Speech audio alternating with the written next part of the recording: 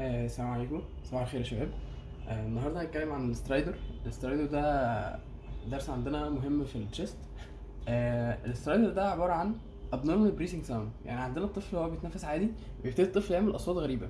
من الاصوات الغريبه ده اللي اسمه سترايدر، بتحس ان هو في نته كده في الصوت بتاعه، حاجه انت بتسمعها بودنك، ما بتحطش السماعه بتسمعها، لا دي حاجه انت سامعها في ودنك. فالسترايدر ده عندنا هو تعريفه، هو هارش يعني صوت خشن، continuous sound. الصوت ده ممكن يبقى انسبيراتوري، ممكن يبقى اكسبيراتوري، ممكن يبقى الاثنين مع بعض. طب ده بيبقى على حسب ايه؟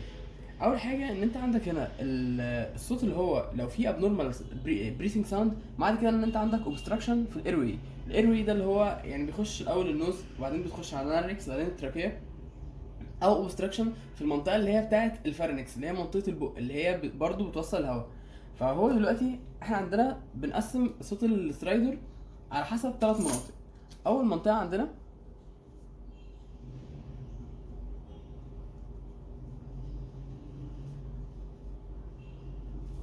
دي، تاني منطقه،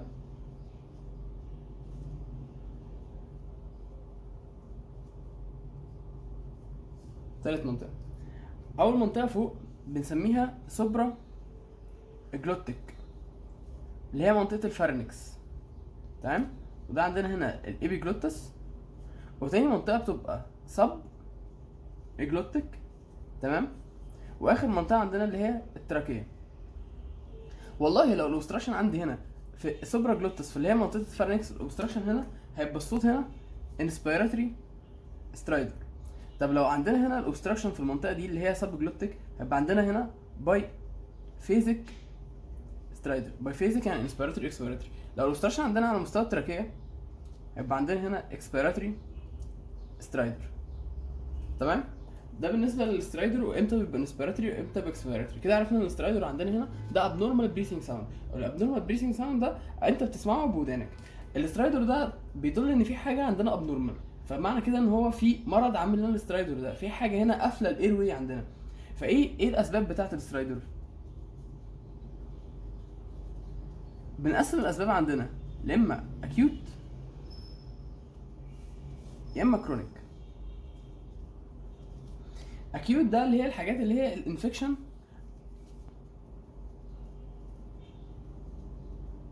او حاجات ممكن تكون حدث حصل له في حياته قفل عندنا هنا الايروي، حاجات نون انفكشوس، تمام. وعندنا هنا الكرونيك اللي هي بتفضل معاها فترات طويله. اكيوت بنتقسمها الانفكشن، او عندنا هنا الحدث اللي انا قلت لك ده اللي هو بيبقى حاجات نون انفكشوس. الانفكشن ده اللي احنا هنتكلم عنها بالتفصيل النهارده.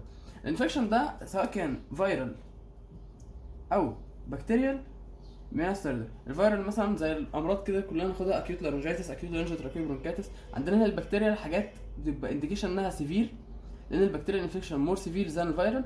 فعندنا مثلا برضه حاجات هناخدها زي الاكيوت ابيجلوتيتس، وده عندنا هنا اهم حاجه، ممكن الدفتيريا تكون عامله اوبستراكشن، تمام. والحاجات التانية، الاسباب التانية دي اللي هي الاسباب الانفكشوس. الاسباب النون انفكشوس انا قلت لك ان هو حدث حصل له. ايه اللي ممكن يحصل له؟ اول حاجه ان هو بلع فورين بادي هو اللي قافل الايروي. تاني حاجه حصل له الرجي. الالرجي دي ممكن تعمل لك حاجتين، يا اما تعمل لك سبازم عندنا في الماسلز بتاعت اللانكس اللي هي، او سبازم في الفوكال كورس فتعمل اوبستراكشن، يا اما عندنا تقوم عامله اديما. اديما برضه هتقوم قافله اللي هي فيها، هيبقى فيه ميه زياده هتقفل المنطقه اللي هي بتاعت اللارنكس، تمام. فعندنا هنا الالرجي ممكن تعمل لك سباز، وعندنا هنا الاديما اللي هي بتبقى انجينيوريتك اديما. الحاجه الاخيره معانا بقى ان هو ممكن يكون عنده تيتاني. فالتيتاني ده اللي هي الهايبوكالسيميا بتعمل لك فيه تيتانيك كونتراكشنز. في التيتانيك كونتراكشنز في عندنا هنا في اللارنكس هتعمل اوبستراكشن برضو اسمها لارنجيسماس سترايدر. دي كده الاكيوت قسمناها انفكشوس ونون انفكشوس، تمام. الانفكشوس عندنا هنا فيرال او بكتيريال. وبالمناسبه الانفكشن اللي هي الحاجات الانفكشن عندنا دي اللي هي الموست كومن انها تعمل لك اكيوت سترايدر، تمام. ده كده بالنسبه للانفكشوس والنون انفكشوس. الحاجات بقى الكرونيك، حاجات الكرونيك معنى الفرق بين كلمه كرونيك واكيوت، عندنا هنا اكيوت بتفضل فتره قصيره، الكرونيك بتفضل ممتده لفترات طويله. ففي حاجات بيبقى مولود بيها الطفل، حاجات كونجينيتال، او حاجات اكوايرد اللي هو برضو حدث حصل له في حياته هو اللي سبب له المشكله دي. الحاجات الكونجينيتال زي ايه؟ اهم حاجه عندنا اللي هي اللارنجيو ماليشيا. لو ما كانتش اهم كوز بيعمل سترايدر اصلا. عندنا هنا اللارنج ماليشيا ده اهم سبب من اسباب الكرونيك. بس اللارنج ماليشيا ده عندنا ايه مشكلته؟ الماليشيا ده اللي هو ضعف في الكارتريج بتاع اللارنكس، تمام؟ فعندنا هنا الضعف ده هيعمل لك يخليها تبقى تتقفل على بعضها كده، فتعمل لك اللي هي اوبستراكشن في الايروي، ويعمل لك برضو اللي هو السترايدر. ممكن يكون عندنا هنا فاسكولار ماس بنسميها هيمانجيوما. ممكن يكون عندنا اللارنكس بتبقى ملزقه ببعضها كده في ويب، او عندنا سيست موجوده. ممكن يبقى فيه الفوكال كوردز فيها مشاكل، مولود بالفوكال كوردز فيها مشاكل، تمام؟ زي ما انا قلت لك دلوقتي اللي هو اللارنجوماليشيا ده عندنا هو اهم سبب. اللارنجوماليشيا ده الطفل بيبقى مولود بيها. علاج اللارنجوماليشيا دي ايه؟ انت ما بتعملوش عمليات او حاجه، لا هو بياخد بس كالسيوم لمده سنه عشان تقوي بس الكارتريج وتختفي، تمام؟ دي الحاجات الكونجنتال. الحاجات بقى اللي هي الاكوايرد اللي انا زي ما قلت لك هو حدث حصل له في حياته، بيقول لك ان هو الطفل ده ممكن يكون عنده جرد. الجرد ده اللي هو معنى كده الاسيد بيرجع من الاسوفيجاس، من الاسوفيجاس، فلما يرجع من الاسوفيجاس هينزل على اللارنكس يعمل فيها اريتيشن، فيعمل لك لارنجايتس ويعمل لك اوبستراكشن. فان هو يكون عنده جرد يعمل لك كرونيك لارنجايتس. ممكن الحاجه الثانيه المهمه ان الطفل وهو عنده بي دي اي، بيتا اندكتس ارتريوزس. البي دي اي دي المشكله بتاعتنا فين؟ ان هو في وصله مفتوحه المفروض تتقفل، تمام؟ فهو بيعملوا عمليه عشان يقفلوها. لما بتبقى موجوده على الليفت سايد، لما بيعملوا عمليه ممكن في نيرف يتضرب اسمه ريكارنت لارنجيال نيرف. ريكارنت لارنجيال نيرف. النيرف ده لو اتضرب، اكتب لك اسمه ريكارنت لارنجيال نيرف. النيرف ده لو اتضرب بيعمل لك باراليسيس في الفوكال كورد، في الفوكال كوردز. فلما يعمل لك باراليسيس في الفوكال كوردز، الفوكال كوردز بتقفل فتعمل اوبستراكشن في الاير وي برضه. هو عامه منظر الفوكال كوردز بيبقى ازاي؟ نفترض مثلا ان دي اللارنكس انت بص عليها من فوق، يعني ده المنظر انت بص عليها من فوق، بتبقى كانها ماسوره، تمام؟ الفوكال كوردز بتبقى عامله كده، حرف في كده،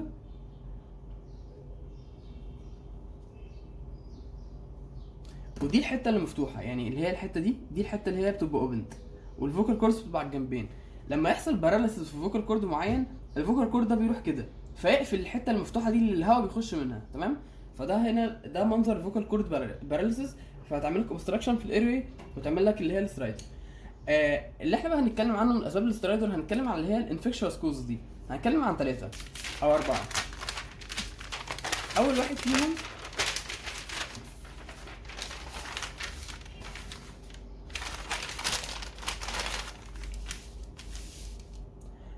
فيهم اللي هو واكتر واحد بيحصل اسمه acute laryngeal tracheo bronchitis.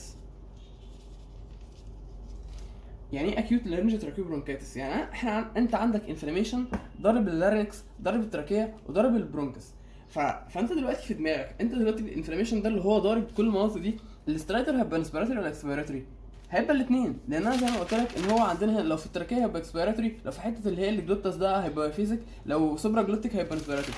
بس المنطقه يعني الانفكشن ده ضارب كله من اللارنكس والتراكيه والبرونكس، فمعنى كده ان هو هيبقى عندك انسبيراتوري واكسبيراتوري سترايدر، تمام؟ ايه المرض ده بقى؟ يعني ده بيبقى عباره عن ايه؟ اول حاجه ان هو بيبقى عباره عن فيرال انفكشن بتسببه مجموعه من الفيروسات، اللي هم البارا انفلونزا فيروس والهيموفيلس انفلونزا بانواعهم، اللي هم بارا انفلونزا 1 2 3 والانفلونزا سوري مش هيموفيلس انفلونزا اي وبي، وفيروس اسمه ريسبيراتوري سينسيتيال فيروس، تمام؟ ده هو كده ان هو فيرال انفكشن بيجي من اطفال من سنه ل6 سنين. وده اللي هو المرض ده هو الموست كومن، ده سبب اللي هو الاسترايدر، ده الموست كومن كوز بتاع الاسترايدر في الانفكشوس كوز، تمام؟ الاكيوت لارنجيال تراكيو برونكايتس عندنا بيتسمى ليه اسامي كده، اسمه كحه الديك. ده مثال بيبقى موجود كده في الكرة، هتلاقي ان هو الناس بتقول عنده كحه الديك، هتلاقي فعلا الطفل الكحه بتاعته وحشه، ولما يجي يكح بتفضل اللي هو كده، اللي هو بياخد نفسه بالعافيه كده، ده اسمه كحه الديك، والاسم بتاعه كروب، تمام؟ المرض ده بيجي ازاي بقى؟ بيجي في الاول ان هو دور برد عادي، بيجي برودروم عاديه، هتلاقي ان هو عنده في مايلد فيفر، ان في رشح شويه راينوريا، ممكن يكون في شويه هيدك، الكف بتاعته بتبقى لسه لايت، تمام؟ يجي بعد خلال يوم او 2 within 1-2 days يحصل بروجريشن للسيمتومز دي، ان هي تبتدي تزداد. تلاقي ان الفيفر بدل ما مايلد بقت مودريت فيفر.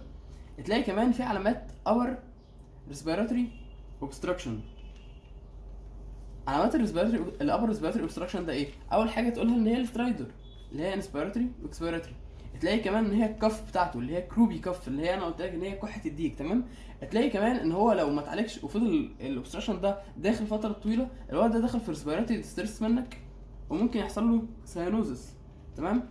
وبما انك ضارب منطقه اللارينكس اللي هي فيها فوكال كوردز، هيحصل له هورسنس اوف فويس، تمام. الفكره بقى ان هو عندك ايه، ان انا يعني الكلينيكال بيكتشر انا عايزك بس تفهمه. هو دلوقتي اكيوت لارنجيو تراكيو برونكايتس، هو انفكشن انفلاميشن. فالانفكشن ده هيبدا بالروما اللي هي مايلد فيفر ورانوريا وممكن اللي هي الكف والهيدك.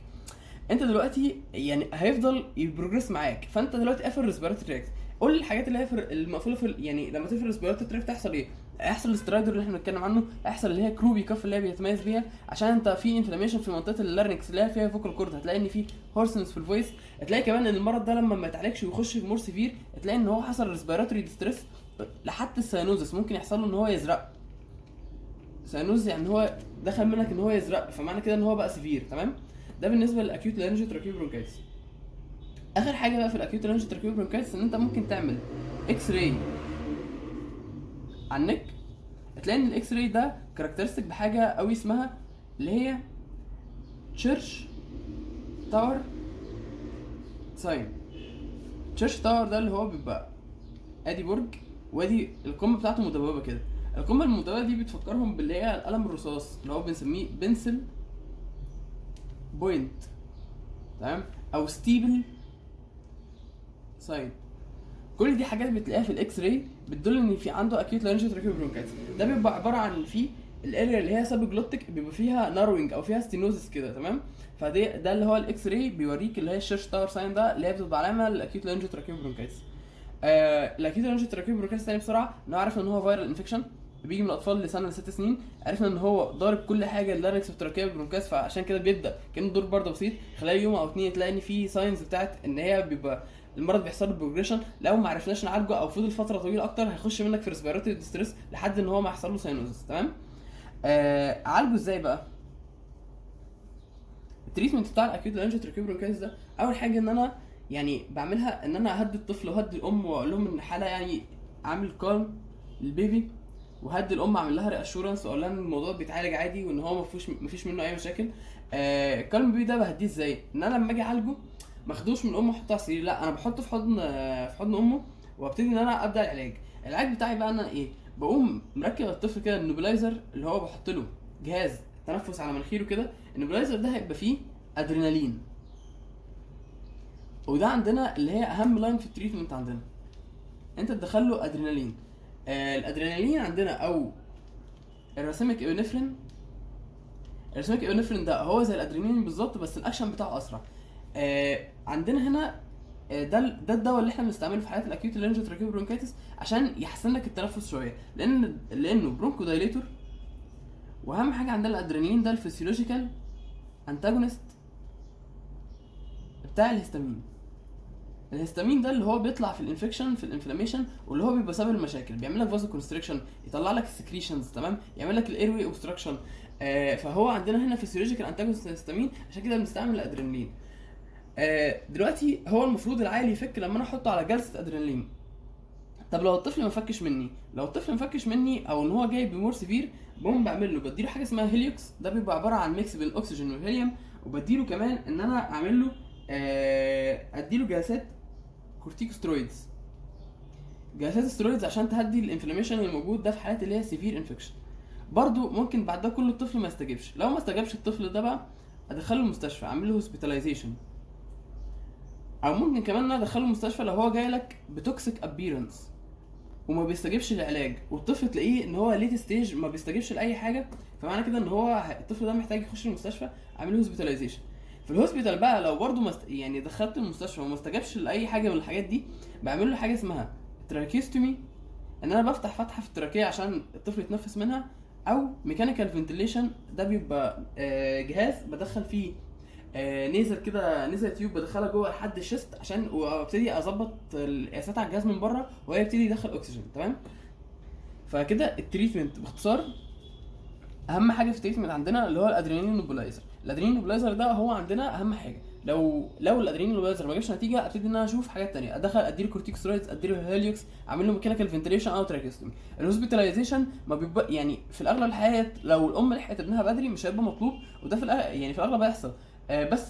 بس ممكن يحصل لو هو ما استجابش للعلاج. لو عندنا هنا ان هو جاي لك بتوكسيك ابيرنس، ان هو الطفل لا محتاج ان انت تظبط له الفيتال ساينز بتاعته، فهتلاقيه ديهايدريتد مثلا كده، لازم يخش المستشفى عشان يتظبط.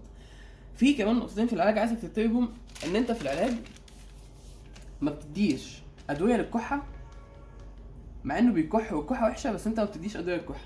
ليه؟ لان ادويه الكحه بتعمل انهبيشن للريسبيراتوري سنتر اللي هي التنفس، وهو اصلا الطفل ده اساسا عرضه ان هو يخش في ريسبيراتوري ستريس، فانت يا مجرم هتديله ادويه كحه اللي هي بتعمل انهبيشن للريسبيراتوري سنتر اصلا، فده مش منطقي. الحاجه التانية ان انا عمري ما ادي الطفل ده سيديشن، عمري ما نايمه. ليه عمري ما نايمه؟ لان الطفل ده مثلا هو جاي لك، مثلا الطفل ده مثلا جاي لك واقف على رجله، جاي لك بيعيط، جاي لك خلاص هو مغمى عليه ومش قادر، فالحاله اللي جاي فيها الطفل بتدل على السيفيريتي بتاعه المرض. فانا لما نايم الطفل انا كده فقدت ان انا اعرف ان انا اعمل له استيميشن. يعني هو مثلا دلوقتي الطفل ده داخل واقف على رجليه عادي، وكل اللي بيشتكي منه ان هو بس مش قادر ياخد نفسه، فتمام الطفل ده انا شايفه حالته كويسه، انا عرفت اعمل استيميشن حاله ان الطفل ده مثلا مش محتاج هوسبيتاليزيشن. عكس الطفل اللي هو جاي عمال يعيط ويزن ويكح جامد، فمعنى كده ان هو لا، الحاله دي مور سيفير شويه، او ان هو الطفل داخل مني في ساينوز وريسبيراتوري ستريس، لو انا نيمته هيضيع مني كل الساينس دي. تمام. عشان كده لا بدي ادويه كحه ولا بعمل سيديشن للطفل. كده الاكيوت لارنجيوتراكيو برونكايتس خلصت. نخش بقى على اللي بعدها، على حاجتين بعدهم اللي هم بحب اخدهم كمقارنه، اكيوت لارنجايتس وسبازموديك لارنجايتس. عايزين نفهم الاسمين. اكيوت لارنجايتس معنى كده ان هو حصل انفكشن او حصل حاجه عملت اريتيشن لللارنكس فعملت فيها انفلاميشن. تمام. اسبازموديك بقى، اسبازم ده رياكشن، ده رياكشن من حاجه حصلت. تمام. فعملت لك اسبازم في الفوكال كورس مثلا، عملت اسبازم للمصل فحصل هنا اوبستراكشن. كلمه اسبازم بتدل ان الحاجه هنا سيفير، يعني لما يحصل اسبازموديك كونتراكشن، الكونتراكشن ده هيبقى سيفير، هيقفل الايروي اكتر. فانت كده من نظرتك ان الحاجات اللي هتحصل في الاسبازموديك لارنجايتس هتبقى مور سيفير شويه عن الاكيوت لارنجايتس. نتكلم بقى عن الاكيوت لارنجايتس. الاكيوت لارنجايتس ده حرفيا هو عباره عن انفلاميشن في اللارنكس بيفضل اقل من اسبوعين، ممكن يبقى فايرال، ممكن يبقى حصل اريتيشن لاي كوز عمل لك اللارنجايتس ده. بيجي لك ازاي بقى؟ اول حاجه لو انت هتتكلم عن اللارنجايتس في اللارنكس، انفلاميشن في اللارنكس، اللارنكس دي منطقه وجود الفوكال كوردز، فيبقى عندك هورسنس في الفويس.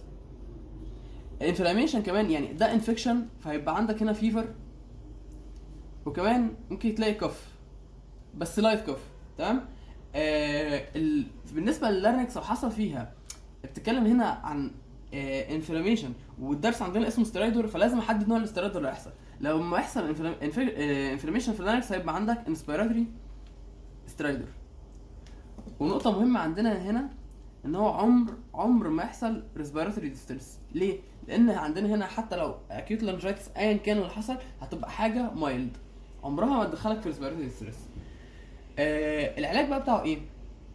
العلاج بتاعه والله ان انا بمشيه كده حاجات كونسرفتيف، يعني اقول له خد ادويه دافيه، اشوف مثلا الكوز واعالجه، لو ما استجابش الحاجات دي ابتدي اعالجه ان هو اكيد لارنجيوتراكيو برونكايتس، بس في الاغلب ما بيوصلش الحاله دي، ان هو اكتفي بس ان هو اديله فلويدز وان هو ياخد حاجات دافيه عشان تريح زوره، وان هو خلاص كده الموضوع انتهى. الاسبازموديك لارنجايتس بقى قلت لك ان هو هيحصل رياكشن من اللارنكس فتعمل لك سبازم، فانا اتوقع ان هو مور سيفير. طب الرياكشن ده جاي من ايه؟ مثلا مثلا جاي من الرجي معينه، ان هو موسم حرق الرز مثلا، او حلول لقاح في الجو فحصل الرياكشن ده. ممكن مثلا يبقى الجرد،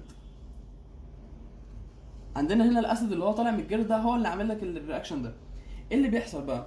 اللي بيحصل عندنا قلت لك ان هو مور سيفير. تمام.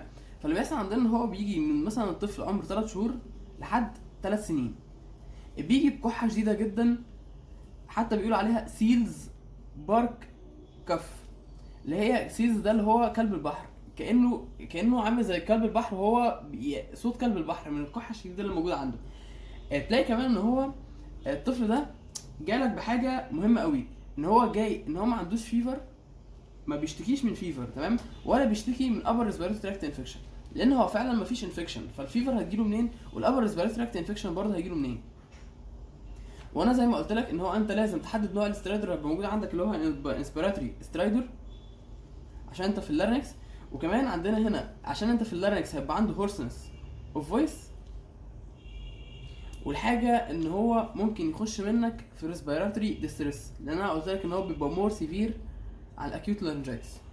فتاني السبازموديك لارنجايتس ده حاجه هو رياكشن حصل من حاجه موجوده بره، الحاجه اللي موجوده بره ده سواء كانت جرد الرجي من حاجه، فبيبقى عندك السبازم ده بيبقى مور سيفير. عندنا هنا انت في منطقه اللارنكس حصل السبازم مثلا في الفوكال كوردز، هتلاقي في هورسنس اوف فويس، عشان انت في منطقه اللارنكس هيحصل لك انسبيراتوري سترايدر، عشان مفيش انفكشن، مفيش فيفر، مفيش ابر ريسبيراتوري تراكت انفكشن، تمام.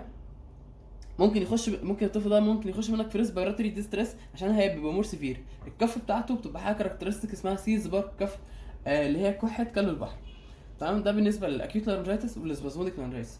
نخش بقى على اهم حاجه عندنا في الدرس هنا، واتوقع لو جه سؤال هيجي في الحته دي، اللي هي اكيوت ابيجلوتايتس. نتكلم بقى عن الاكيوت ابيجلوتايتس. قبل ما نتكلم عنه، انا عايزك تعرف ان هو بيبقى عندنا هنا ماسوره الجي اي تي وماسوره الريسبيراتوري تراكت. هنا مثلا ده الاسوفاجس ودي التراكيه، طبعا دي رسمه كروكي. الابيجلوتس بيبقى هنا، ده الابيجلوتس ده لو انت مثلا بتبلع اكل، هيروح على التراكيه ويقفلها عشان الاكل ما يخشش في الريسبيراتوري تراكت. لو انت بتتنفس هيروح على الاسوفاجس ويقفله عشان الهواء ما يخش في الجي اي تي، تمام. فده الابيجلوتس ده زي ما يكون اللي هو الحارس، يعني هو واقف على البوابتين، بيسد دي وقت العوزه، ويسد دي وقت العوزه، تمام. فهو دلوقتي المرض اسمه اكيوت ابيجلوتايتس، يعني انفلاميشن حصل في الابيجلوتس. الانفلاميشن ده بيبقى سببه بكتيريال، بالذات الهيموفيلس انفلونزا، تمام. وكون ان انا قلت على المرض ده بيعملوا حاجه بكتيريال، معنى كده ان المرض ده هيجيلك بسيفير مانيفستيشنز، تمام. انت كده عرفت ان هو بكتيريال، عرفت الابيجلوتس بيعمل ايه، عرفت ان هو هيجيلك بسيفير مانيفستيشن. انت متوقع منه ان الحاجات اللي هيبقى جايه عندك بكلينيكال بيكتشر سيفير. ايه بقى اللي هيحصل له؟ هيحصل له اول حاجه، يعني هو بص دلوقتي، مش ده انفلاميشن او انفكشن، اكيوت انفكشن، والانفكشن ده جاي سيفير، صح؟ احنا هنتكلم عن كلينيكال بيكتشر دلوقتي. هيبقى جاي عامل ازاي؟ انا قلت لك ان هو انفكشن وجاي سيفير، فهيجي لك اول حاجه بهاي فيفر، تلاقيه جاي بتوكسيك ابيرنس. التوكسيك ابيرنس ده بيبقى عباره عن ايه؟ بيبقى عباره عن ان هو مش قادر يتكلم، مش قادر يرضع، مش قادر يتنفس، تمام. فهو هيجي لك عنده بهاي فيفر والتوكسيك ابيرنس، وتلاقي ان عنده سور ثروت، وان هو كمان مش قادر يتكلم. ده بالنسبه عندنا هنا للانفكشن ده، عشان اللي هو اكيوت ابيجلوتايتس انفكشن. انا عايز بقى اقول لك على حاجه، انا قلت لك دلوقتي ان هو الابيجلوتس موجود حارس على البوابتين، لما يحصل له انفكشن هيكبر في الحجم وهيقفل البوابتين هنا. فانا دلوقتي هتكلم على الجي اي تي تراكت. ناحيه الجي اي تي هو دلوقتي قفل الاسوفيجس، انت عندك سلايفه بتتكون في بقك، السلايفه دي مش هيعرف يبلعها، فهيبقى عنده درولينج وسلايفه.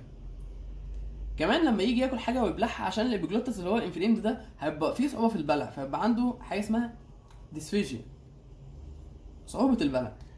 نبص بقى على الريسبيراتوري تراكت، عندك هنا هو قافل الريسبيراتوري تراكت. طب والله يعني هو قافل الريسبيراتوري تراكت، يعني ايه اللي هيحصل؟ هيحصل ريسبيراتوري تراكت اوبستراكشن، وممكن يخش منك في ريسبيراتوري ستريس، ويحصل منه ساينوز، اللي هي الحاجات بتاعت الريسبيراتوري تراكت، تمام. في نقطه عايز اقولها لك بقى، ان هو الاكيوت ابيجلوتايتس ده بيبقى معاه سيفير بين، فالسيفير بين اللي عنده ده هيخلي الطفل ده ما يعملش، الكف بتاعته هتبقى مينيمال، الاسترايدر بتاعه مش هيبقى ظاهر، لما يجي يتكلم هيبقى مش قادر يتكلم، تلاقي عنده مافلد فويس.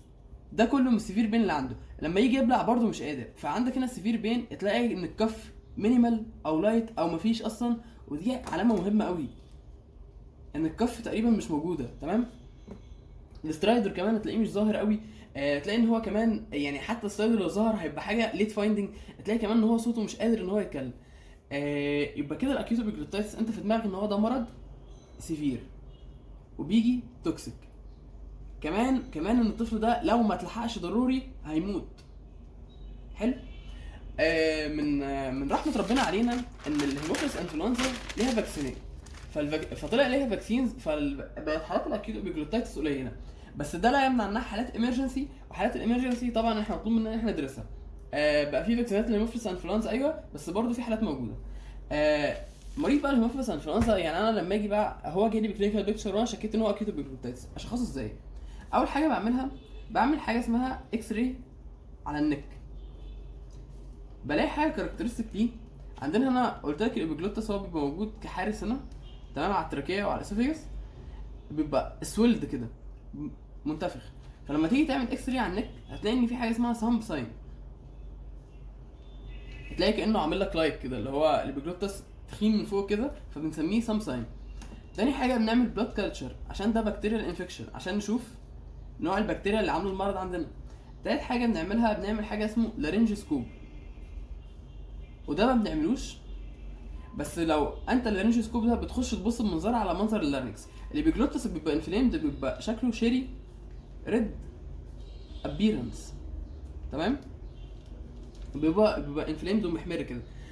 بس اللي هي حاجات اللارنجوسكوب اللي هي الحاجات الانفيزيف دي ما بنعملهاش. هقول لك دلوقتي ليه في التريتمنت ما بنعملهاش. نخش بس على التريتمنت. انا هعالج ده ازاي؟ اول حاجه انا قلت لك ان ده حاله امرجنسي، وعندنا هنا الايروي بيبقى يعني مقفول. انت دلوقتي اللي هو اساسا ده اللي هو الحاجه اللي واقفه على التراكيه، فالايروي مقفول، فانا لازم الحقه. فبقوم عامل اول حاجه ايه قبل ما اسيبك من اي حاجه. اول حاجه تقوم تعملها لازم الطفل ده يتركب له اندو تراكيال تيوب، ادخل له تيوب عشان تفتح لي تحافظ على الايروي. هي التيوب بتبقى ده منظر التيوب بتبقى مفتوحه، فانا بدخلها في التراكيه عشان تحافظ على الايروي مفتوح، تمام. فدي اول حاجه بعملها. تاني حاجه بقى بديله اكسجين وبظبط الفلويدز بتاعته. تالت حاجه عشان ده بكتيريال انفكشن فانا بدي انتي بايوتيك. بيبقى طبعا على حسب الكالتشر والسنسيتيفيتي، بس بيقول لك قبل الكالتشر والسنسيتيفيتي انت بتدي حاجه برود سبيكترم شويه زي امبيسيلين، وبتبقى حاجه قويه طبعا، امبيسيلين سالباكتام، ده اللي هو الهايبيوتكس والاجمانتين والعيله دي، تمام. فانا دلوقتي انا في نقطه عايز اقولها لك، ان هو دلوقتي الطفل ده بيبقى عنده سيفير اوبستراكشن في الايروي، فلازم تلحقه بالاندوتراكيال تيوب. الاندوتراكيال تيوب حاجه انفيزيف، تمام، واللارنجوسكوب حاجه انفيزيف برضه. انا ما بفضلش ان انا اعمل لارنجوسكوب. ليه ما بعملش لارنجوسكوب؟ انا دلوقتي بخش ابص على اللارنكس عامله ازاي واخرج. فانا لما اخش انا بعمل اريتيشن، لما اعمل اريتيشن انا بعمل مور انفلاميشن في الابيجلوتس، بعمل اسبازم في المصل الموجوده، فبنيل الدنيا اكتر وبعمل اوبستراكشن في الايروي اكتر. الاوبستراكشن بتاع الايروي ده الطفل عشان يقاومه بيجي ازاي؟ بيجي ان هو حاجه اسمها ترايبود بوزيشن، بيبقى جاي رقبته كده مفروده، تمام، وتلاقيه ان هو لو ساند على حاجه وطالع قدام برقبته مفروده كده عشان يحاول ان هو يحافظ على الايروي بيتم، تمام.